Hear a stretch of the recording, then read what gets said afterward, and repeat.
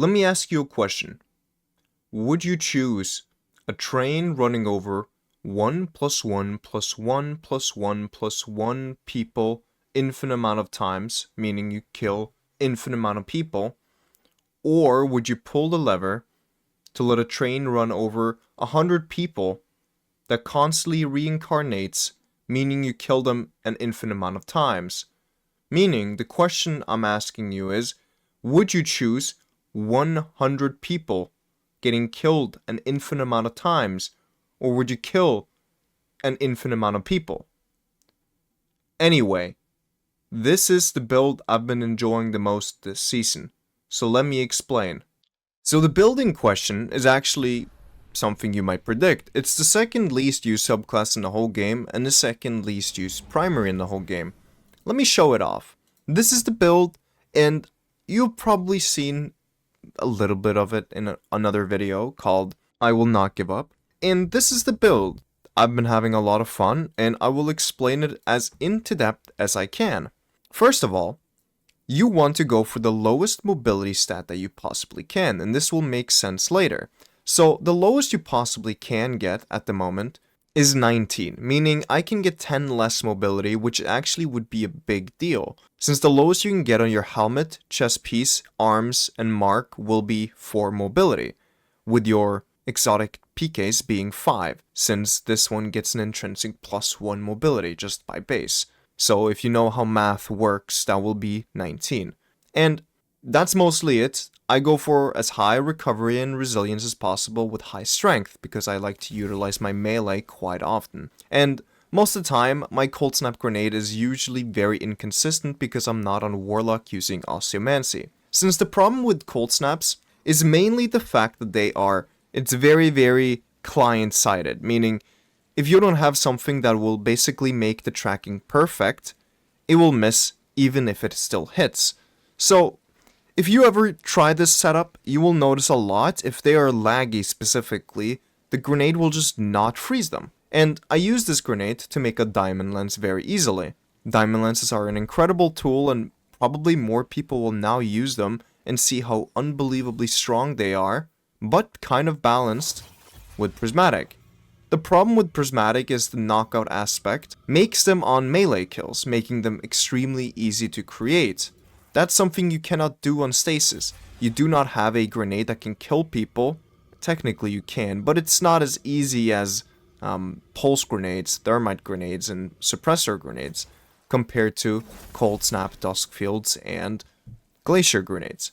And since there's no effective way of breaking a Glacier grenade except for Cryoclasm, it isn't really worth it.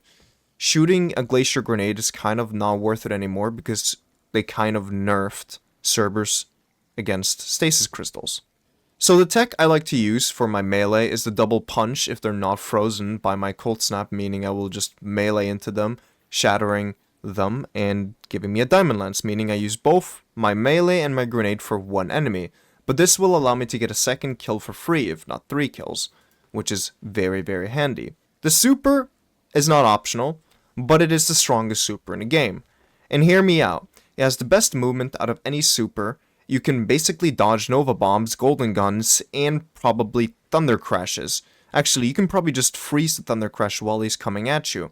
The only problem might be something like, there is none. There is no super that can't be countered with Glacier Quake. And if you don't believe me, master it yourself. Fragments I choose is still the same fragments, which is Whisper of Torment, giving me more grenade whenever I take damage. Whisper of Refraction, whenever I slow or freeze targets. Bam, bam, and bam, giving me class ability energy. Whisper of Durance, my slow, bam, increased duration. Whisper of Impetus, whenever I hit a stasis melee, it reloads all my weapons and grants temporary boost to handling. Bam. Whisper of Hydrants, it gives me aim assist stability, weapon airborne effectiveness, mobility, resilience, and recovery after freezing a target. Now, this is both good and bad because I don't want more mobility, but I don't get any extra recovery or resilience since it's capped at 100. My weapons of choice. This is when the build gets interesting. Unending Tempest, Witch Ayur's Wrath, And if you know how Harmony works, the whole strategy of this build is get a kill with, for example, my Unending Tempest, swap to my Shayura's Wrath, and since Harmony is procced, I now have a 20% damage buff for 8 seconds.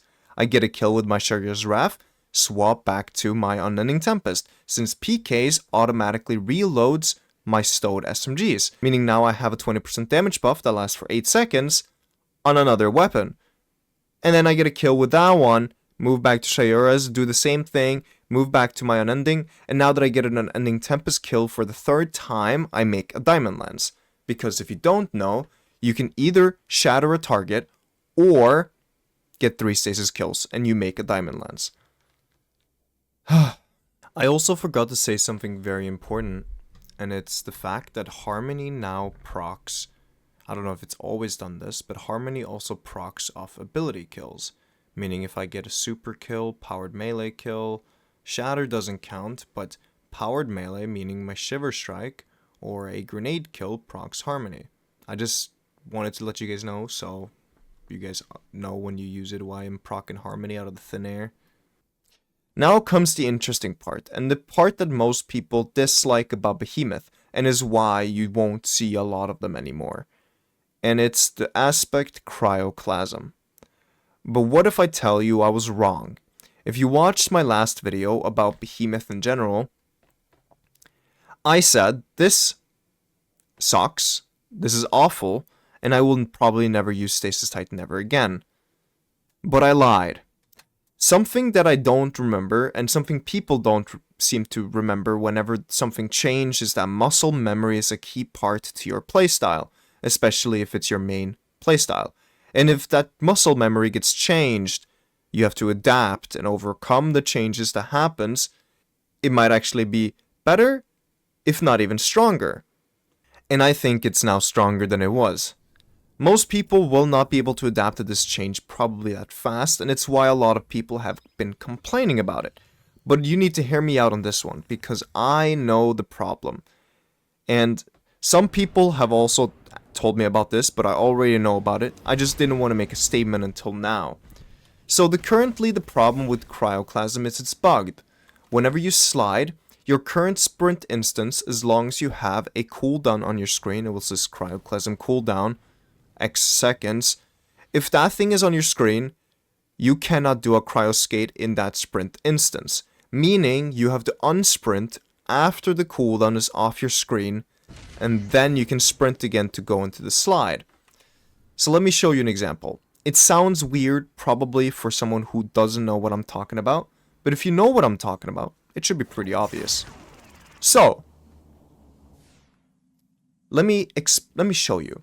So pay attention to the timer in the bottom left of my screen. So I go into a cryo skate, and then I wait for the timer to go away, and then I unsprint, go into a cryo skate again. Literally all you need to do is wait for the timer to go off your screen, and then you can do it every single time. It's just about the timer being off your screen when you start sprinting. Like, look at now. I don't have a cooldown on my screen, meaning I can slide without even sprinting. Meaning I can get insanely fast mobility from basically being completely still. I'm getting pushed. Oh shit. Time to get the fuck out. An example. But what if I want to go around and cryo skate across the map constantly? Well, it's pretty simple. All you need to do is wait for the cooldown to get off your screen. Because that's all you need to remember. Timer's on my screen. Stop the sprint. And go back into it. If I want to change directions very fast, I can just do this. And I should be fine.